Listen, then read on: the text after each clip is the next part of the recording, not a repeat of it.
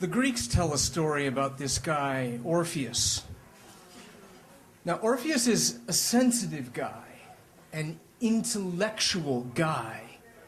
And you'd think that a guy like that would do pretty well with women, but no!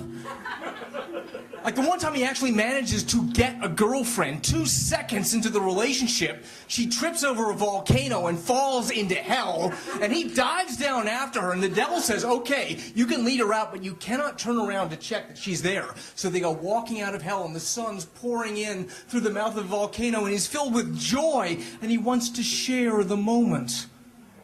And so he turns around, and the blood drains from her face, and she screams, "Oh no! You're just another selfish jerk like all the other ones!"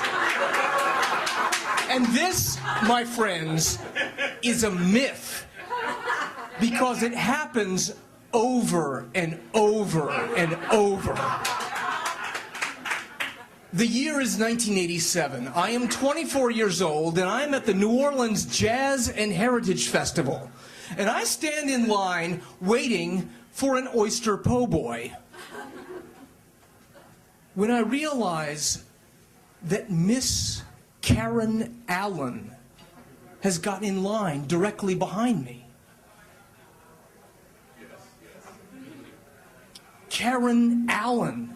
Okay, for those of you who were not born in 1987, this is the feisty little brunette from Raiders of the Lost Ark. You know, I always knew you'd come back into my bar, Indiana Jones. Oh, and the scene where she's in that satin nightgown and she escapes from the Gestapo and, like, jumps into that unusual plane and shoots up all the Nazi gas trucks. Oh, be still my beating heart. Oh, Karen Allen. Her and Ellen Barkin were my top 2 fantasy figures of my teenage years.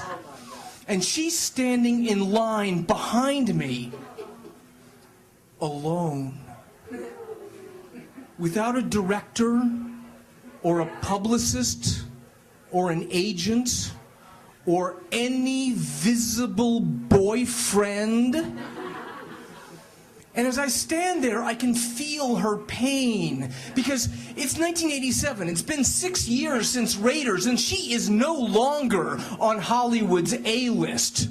That she's not being mobbed by fans the way that Kim Basinger or Michelle Pfeiffer would be. That she's standing there wondering why no one is paying attention to her. And I'm thinking, okay, do I wait until we hit the counter and I say, I'll have an oyster po' boy and whatever Miss Karen Allen is having? Or do I wait till we get to the condiment section and offer her some tartar sauce or Cajun remoulade? And I'm thinking, no, this is all just ridiculous. That if you care about her work in independent film, you will tell her about it, you know? So I figured, okay, I'm just gonna turn around. So I turn around and her face lights up, because I am the first stranger at the New Orleans Jazz and Heritage Festival that has paid attention to her. And she smiles, and she actually speaks to me first. I'll never forget what she said. She said, "Hi."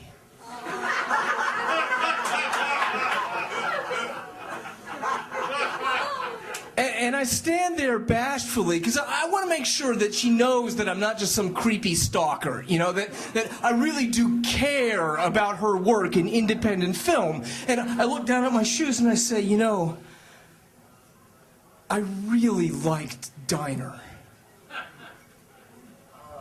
And the blood drains out of her face, and her eyes roll into that shark-eyed indifference, and with a clenched jaw she says, "I wasn't in Diner."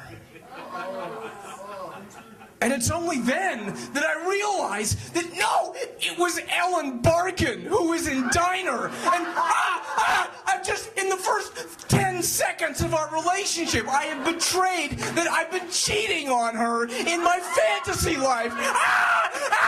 And she peels out of the line and goes off to her own private hell. And I stand there realizing that this, my friends, is a myth because it happens over and over and over.